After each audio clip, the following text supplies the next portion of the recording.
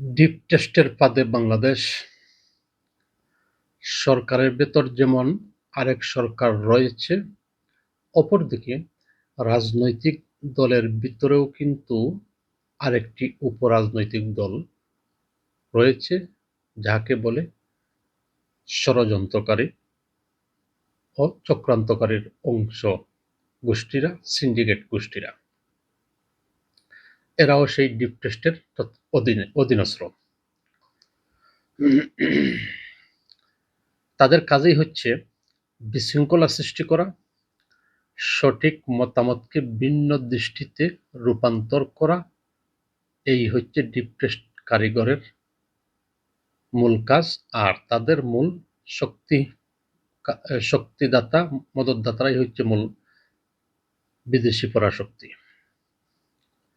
কোনোভাবে রাজনৈতিক কোনো কিছু বিষয়কে বিশৃঙ্খলা সৃষ্টি করে যদি ওরা সফল হতে পারে বা সফল হয়, তাহলে ফ্যাসিবাদও কিন্তু সহজেই রাজনীতি করার সুযোগ ওরা করে দিতে পারে। এতে বিএনপি, জামাত ও এনসিপি মহাসংকটে পড়ে যাবে, যাহা বর্তমান সময়ে উল্লেখযোগ্য। যেভাবে এখন বিএনপি, জামাত, এনসিপিদের মধ্যে একে অপরের সাথে যে ধরনের মনোমালিন্য, একে অপরের বিরুদ্ধে বক্তব্য, বিবৃতি এবং গায়েল করে যাওয়া, একে অপরের বিরুদ্ধে আলোচনা করে যাওয়া, এটাই হচ্ছে বর্তমান সময়ে এই ডিপ টেস্টের ষড়যন্ত্রকারীদের অংশের কারিগরের যে অংশটি, এটা একটি বিদ্যমান বর্তমান সময়ে চলছে, তা পরিষ্কার। এই ডিপ টেস্টে আরো যে বিভিন্ন বিষয়গুলো রয়েছে, সেটা হচ্ছে আগামী নির্বাচন। আগামী নির্বাচনকে বানচাল করার চক্রান্তে তাদের নীলনকশা। যত সময় যাচ্ছে ততই ওরা শক্তি প্রয়োগ করার চেষ্টায় রয়েছে। কোনোভাবে রাজনৈতিক সিদ্ধান্তকে সঠিক পথে সিদ্ধান্তে উপনীত না হওয়া পথকে বিশৃঙ্খলা সৃষ্টি করতে সফল হলেই ফ্যাসিবাদকে সহজেই রাজনীতির সুযোগ করে দিতে পারে বা পারবে। আর এতেই বিএনপি, জামাত, এনসিপি মহাসংকটে পড়বে। তো বাংলাদেশ ডিপ টেস্টের ফাঁদে পড়েছে। বর্তমান বাংলাদেশ ডিপ টেস্টের ফাঁদে পড়েছে, আরো সামনে প্রকট ধারণ করবে, রূপ ধারণ করবে। নির্বাচন নিয়ে সরকার যখন ইতিবাচকভাবে অগ্রসর হতে যাচ্ছে, ঠিক তখনই নির্বাচনকে আটকাতে এই ডিপ টেস্টের কারিগররা বেপরোয়া হয়ে উঠেছে। সামনে আরো ভয়ঙ্কর রূপ নিবে এবং ভয়ঙ্কর রূপ দেখা যাবে। এই ডিপ টেস্টের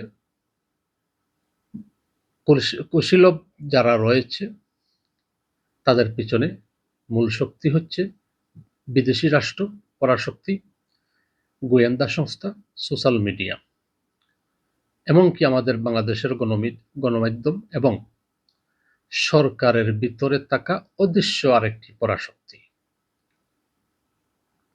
ঠিক সেইভাবে রাজনৈতিক দলের ভিতরেও যে শক্তিটি বললাম, ষড়যন্ত্রকারী, তাদেরও সেই অংশটি একই সূত্রে গাঁথা। বাংলাদেশকে অদৃশ্যভাবে বর্তমানে নিয়ন্ত্রণ করেছে এই ডিপ টেস্টের সাঙ্গপাঙ্গরা। এদের লক্ষ্যই থাকে সরকারকে কাঙ্ক্ষিতভাবে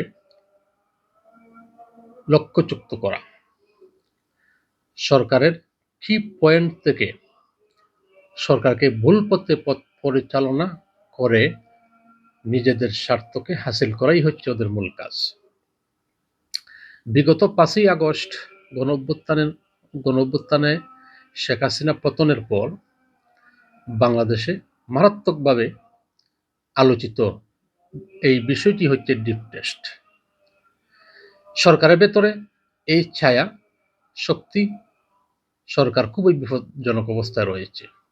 মেইন স্ট্রিমের রাজনৈতিক দলগুলোকেও ভুল পথে ওরা পথ পরিচালিত করে নিয়ে যাচ্ছে। আর এদের আবার কিন্তু সবচেয়ে বড় শক্তি যেটা হইল অর্থনৈতিকভাবে ফান্ড, ওরা বিদেশি শক্তি থেকে সেই ফান্ডটি তারা ব্যয় করে তাদের শক্তিকে কাজে লাগিয়ে যাচ্ছে। তো আগামী ত্রয়োদশ জাতীয় সংসদ নির্বাচন আয়োজনে অন্যতম বাধা হয়ে দাঁড়াবে এই ডিপ টেস্টের কারিগর। তারা আগামীতে যা করতে পারে তার অন্যতম প্রধান কারণ ও প্রধান ইস্যুটি হচ্ছে জাতীয় নির্বাচন ইস্যুতে গণ-অভ্যুত্থানের সপক্ষের যে সমস্ত রাজনৈতিক দলগুলো রয়েছে সেই রাজনৈতিক দলগুলোর মধ্যে অনৈক্য সৃষ্টি করা, ধর্মজাল সৃষ্টি করা এবং ফাটল ধরানো হচ্ছে তাদের মূল মিশনের কাজ। রাজনীতিতে বিভিন্ন ইস্যুতে পরস্পর বিরোধী অবস্থান তৈরি করবে এই ডিপ টেস্টের কারিগররা।